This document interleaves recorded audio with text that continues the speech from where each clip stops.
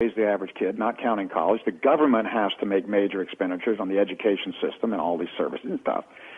And businesses have to build offices for them and equip them with new technology and train them for the first couple of years they come in before they become productive. So when people are reaching their mid to late 40s, they're not only just earning and spending the most, they're the most productive they will be as workers. And high productivity is disinflationary. It brings inflation down. So the reason we had the highest inflation rates in U.S. history, and remember, oil prices were $40 in 1980, and they were $147 earlier this year. And we had inflation of, maybe 4, 5, 6% this year, and back then it was 14, 15, 16%, and mortgage rates were off the roofs. It's because this massive baby boom generation was entering the workforce. So we have an indicator, like our spending wave, that's called the inflation indicator.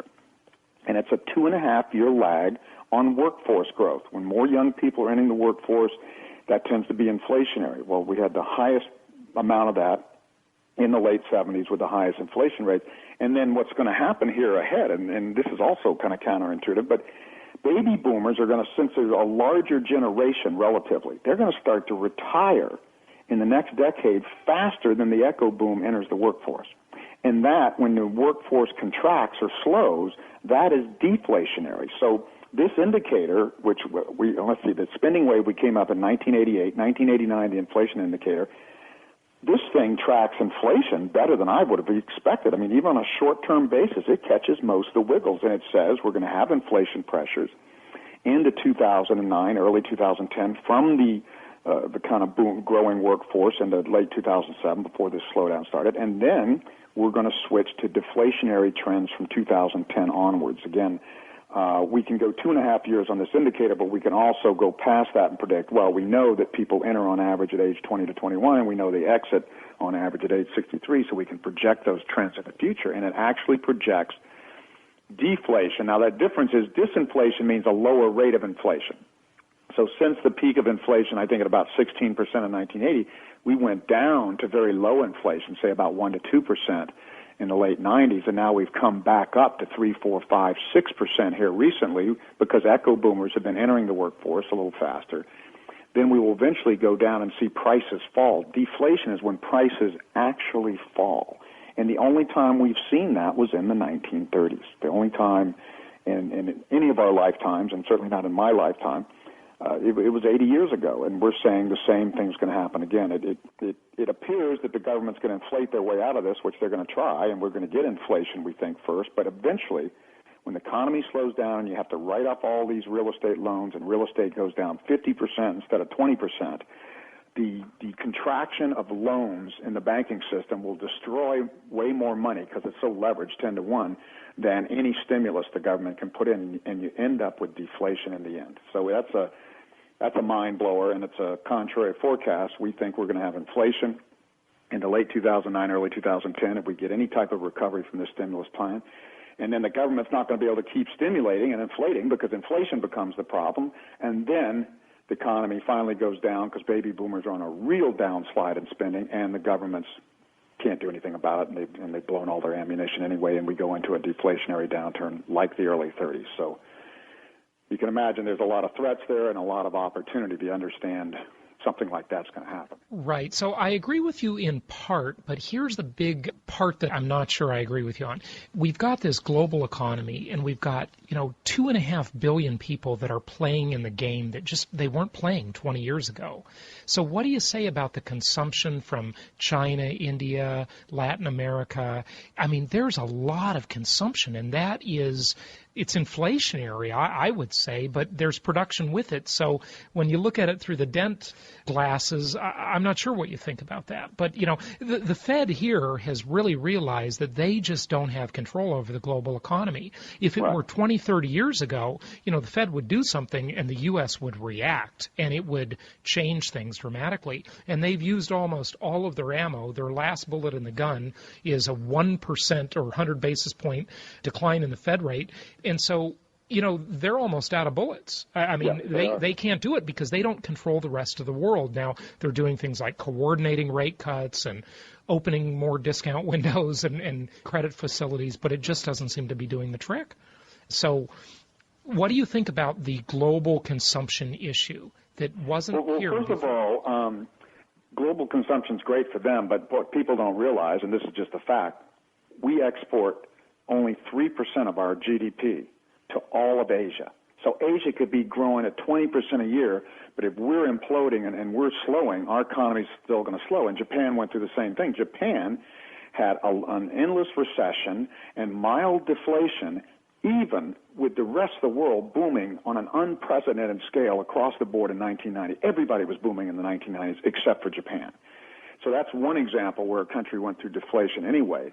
And the fact that our economies are coupled, but they're not that coupled. I mean, right. We don't sell that much to Asia. And the second thing is these emerging countries in the early stages, and it was true of our country too 100 years ago, are more dependent on commodity prices. It's more part of their equation. India spends 60% of its budget on commodities and foods, and China 40%. We only spend about 10% of our economy. So these commodity cycles are very important for their inflation rates, and we show that commodities are due to peak around 2009 or 10 and decline for a decade or so before they come back. So there's a lot of factors, but...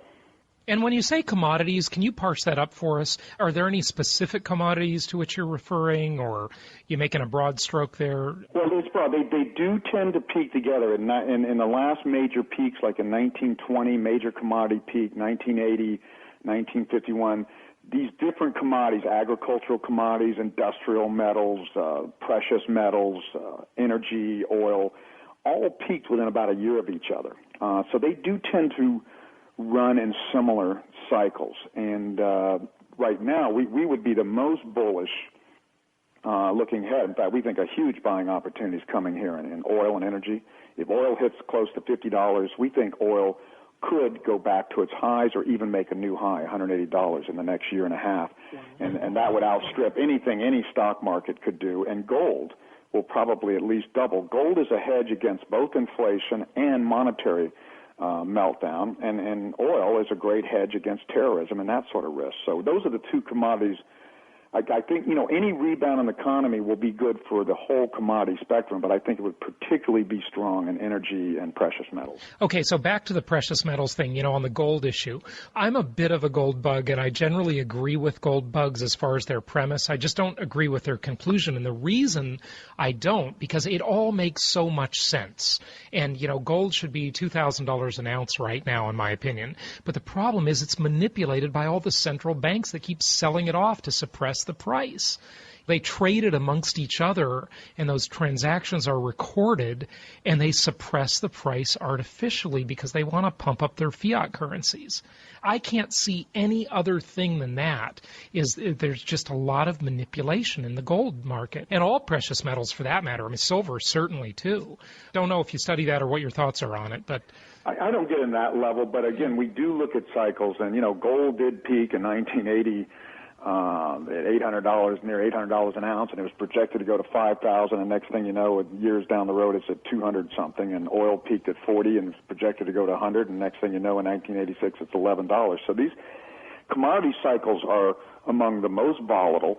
And yes, they can be manipulated and everything else. But if I had to put my money in one place here near term, I think stocks are probably going to fall one more time, maybe down to stronger support around 7,000, 7,200 in the next few weeks or few months. But I think ultimately they'll bounce in the next year with this recovery, maybe 20, 30, 40%. But I would way rather have my money in places like gold and energy and oil right now, because the bounces there could be doubles or triples. Versus stocks that won't have that much of a bounce. Versus stocks going up, 20, 30, 40%. I mean, this would be what we call a B-wave rally. It's a bear market rally. It's not, all this stimulus may get lending back to some degree and may help housing stuff, but like you say, our indicators say if we get any type of substantial turnaround in the U.S. and global economy, inflation's going to come back faster than hell. And inflation's the biggest problem over in emerging countries right now. I mean, China and all these countries are running higher inflation rates than we are. And again, they're much more sensitive to commodity prices. So inflation's going to wreck this party if the government is even capable of offsetting this credit and deleveraging meltdown. But we're saying, hey, in the end, they won't be able to, because baby boomers are just going to get weaker on them. And that's going to cause more deflationary downward tendencies. So the government's stimulus plan is not going to work. At best, it ends up in an inflation crisis, which keeps them from stimulating further, and then it switches to deflation. And at worst, it's not enough. That whatever they do and whatever China does is not enough because this credit deleveraging, this credit default swap thing is so huge and so toxic that it just, I mean, it is literally possible for credit to contract faster than the governments can stimulate. And that is certainly what is happening now. That's what has happened thus far. Yeah. Right. Yeah. Now, but this credit's also massive. I mean, that's the biggest argument we have internally in our company right now, and with other people. Do we get much of a rebound and bounce, which stokes inflation, or do we just keep melting down? And we've got people even in our company that think, and some other economists I would think, I just don't think they can stop this credit meltdown. I think they can, because I'm looking at the LIBOR rates going down. I'm looking at the markets have clearly switched from worrying about a credit, a banking meltdown, to worrying about, oh my gosh, how deep is this recession going to be? They've clearly switched, and that's why the LIBOR rates are coming down. Gold has come down. But I tell you, gold gets down much farther and oil gets to $50, we're going to give a very strong buy signal. Because even if we just get a half-hearted bounce, even if oil just went back to $100 a barrel, which would be very easy. Which I agree with, by the way. I think oil's going to be $100. I think the Dow is going to be at about 6,000 is going to be its bottom, and that's where we're going to be. So I don't know. Most bubbles, and it's true of housing as well, go back to where they started or a little lower. And the bubble really started in stocks in late 94 when the Dow was about 3,800. And house prices, we're saying, will have to go back to 1996 to 2000 levels, kind of where the bubble started there, somewhere in between there. So that we think the Dow is going to probably end up a little lower than that. But it's probably, I wouldn't be surprised to see it hit 7,000 just near term before we get some type of more concerted bounce. We haven't had a bounce yet that's lasted more than several weeks. Yeah, the election didn't seem to help. I think we may get a 3 to 6 month bounce, but I still don't think it's going to be that big. I think this market is mortally wounded. Yeah, it's a bear market. Well, talk to us about, first of all, on housing. I want to ask you to parse that up a little bit, if you would, because people talk about the housing market as though it's some nationwide phenomenon. And in a country as large and diverse as the USA, I mean, there's a market in Texas and there's a market in California that are dramatically different. By the way, very different. Yeah, it's very different. You want to parse that up for us a little bit? Yeah, I mean, it's both true. The markets regionally are extremely different in valuations and supply, demand, and space limitation, all that stuff. But nationally, there's still like a overall baby boom bubble, and the baby boomers were in their peak home buying years, early part of this decade, and then the Fed lowered interest rates to 1%, and the banks started offering all these no money down, low teaser rate loans, and people just went nuts. And we were predicting in 2003, 2004, that was that the housing bubble would peak well ahead of the overall economy, as it did in the Roaring 20s. Housing prices peaked in 1925. The economy didn't collapse till 1930, and housing as well. That's because demographically housing peaks earlier in the cycle, and also bubbles can only go so far till they blow themselves with their own extremes. I mean, Robert Shiller, there's a chart. Actually, on our website, we have some information about our new book. We've got a Q&A that's very useful. It's free to download. We've got a video just above that, and we also have a 2-page press release. And in there, it's got 3 key graphs. It's got this spending wave, this 40-year cycle. It's got this commodity cycle. And it's got a housing chart from Robert Shiller at Yale. He went back and adjusted housing for inflation, size, and quality. And you know what? Housing is basically flat long-term, adjusted for inflation. It basically goes up with inflation or replacement cost. And housing in 2005 and 6 got to basically twice its long-term value, double what it should be. So that means housing has to drop. We're saying 40 to 60%. And it has done that in some markets. And it might be 80% in Miami. The problem is, though, when you look at a market like, I agree, Miami and California and all the bubble markets have another 15% decline ahead of them, in my opinion. But we think they got more than that. Oh, even more. Yeah, well, okay. Yeah. I'm too optimistic. I'm usually not accused of being too optimistic, by the way, but maybe I am. But you look at a market like Dallas where you can buy at virtually the cost of construction. There's no land in the equation.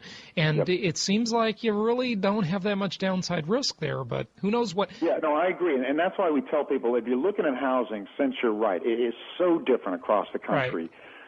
this whole thing bubbled up together, and hey, while housing was going up 3 or 4% in Dallas, it was going up 15% a year in Miami. So there's going to be a huge difference. Look at what your house was worth in 2000, or at worst in 1996. In that time frame, that's a good indicator for where housing will have to go back. And again, that may be a 20% correction overall in Dallas and 70 or 80 in Miami or New York City or San Francisco. So there's huge differences. And you're right.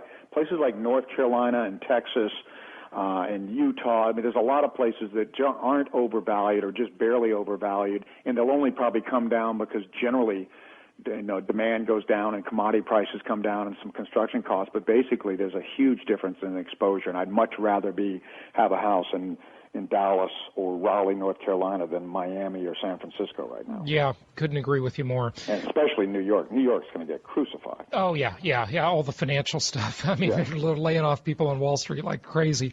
Tell us about your thoughts. We talked about inflation a few minutes ago, and I wanted to jump in there and ask you, what do you think about the Consumer Price Index and the government's official numbers of inflation? Do you think they're accurate? Do you think they're crazy? I think they underestimate true inflation.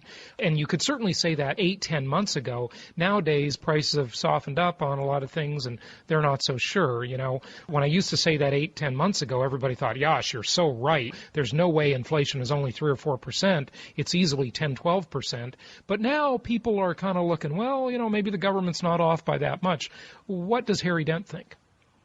Well, I think their indicators show the direction. I don't think they're that accurate. I think on both sides. I think in some cases they underestimate the quality. I mean, they measure a car as a car, and a car is not a car. Cars are way smoother driving, way better stereos, way more safe, right, way more everything than they were. And just like Robert Schiller showed, we have this perception that housing goes up so fast over time, but when you adjust it for the size, average size and quality of the features, it hasn't gone up as much as people think. It's gone up with inflation, maybe an average of 3% long term. And on the other hand, there's a lot of things that are underestimated. And I know, for one thing, for affluent people, inflation's way higher.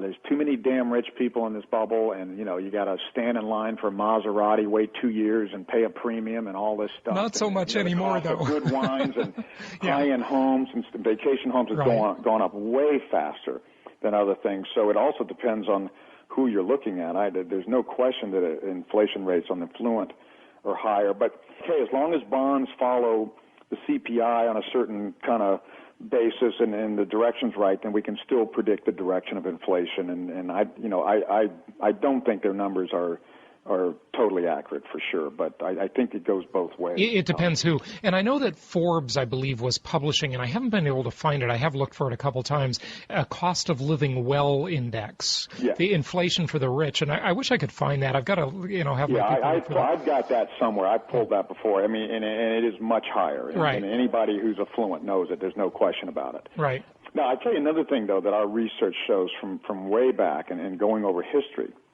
The times of the greatest demographic expansion, growth in population, growth in prosperity, have been inflationary. And in other words, inflation is a leading indicator of prosperity. It's an investment in the future. Inflation comes when you have to incorporate a new generation in the workforce, when you have to make major new infrastructure investments, and then those investments pay off over time. And the generation, of course, pays off as they earn and spend more money and grow up. And so inflation, basically, the massive inflation of the 70s, you just add 30 years to it, and you get this boom because people cause inflation when they enter the workforce around age 20, and they have high peak productivity around age 46 to 50.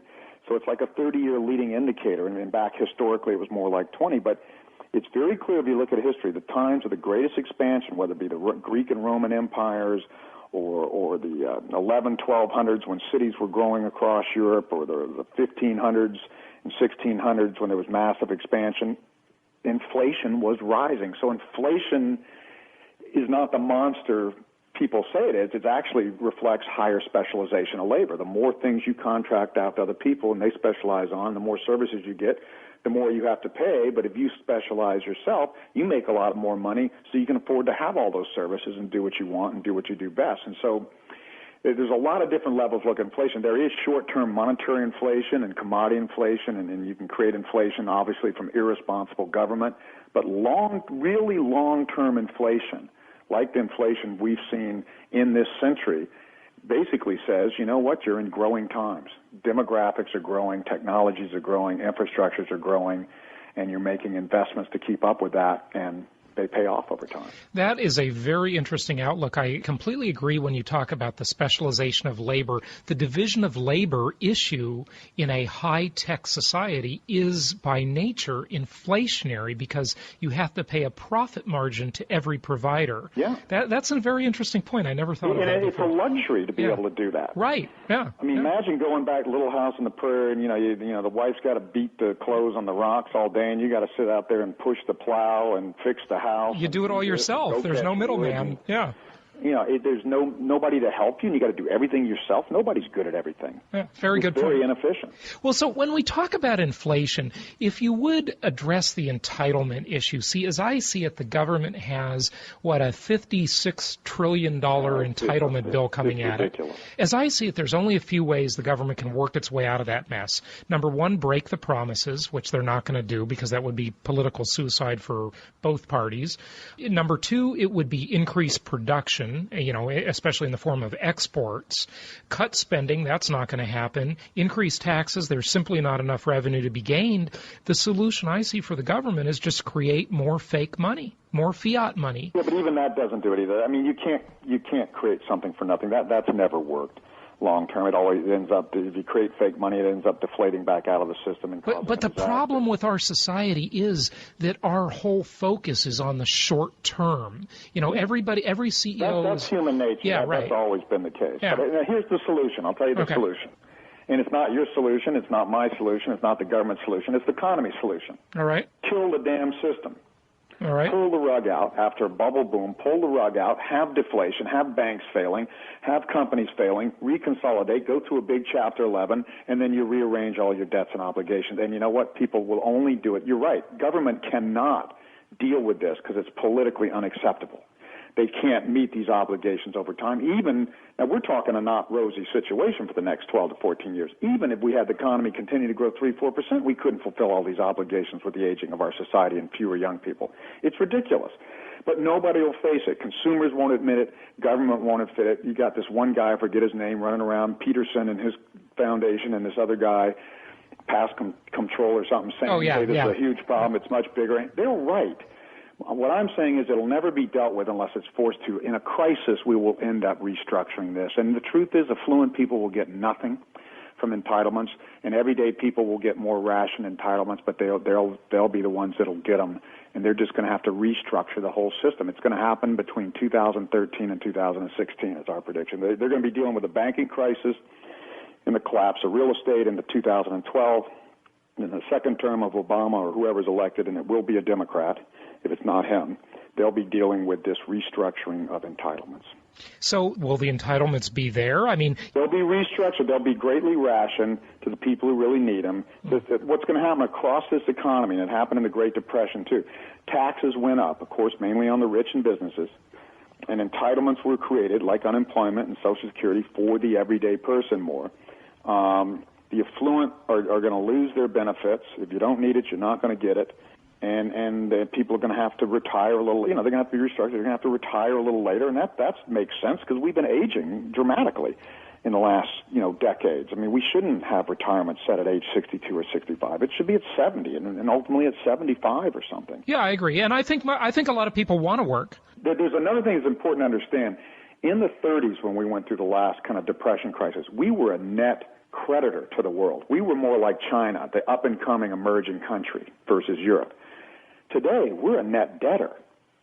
We don't have the ability to just say, well, we're going to inflate or do whatever we want or restructure benefits or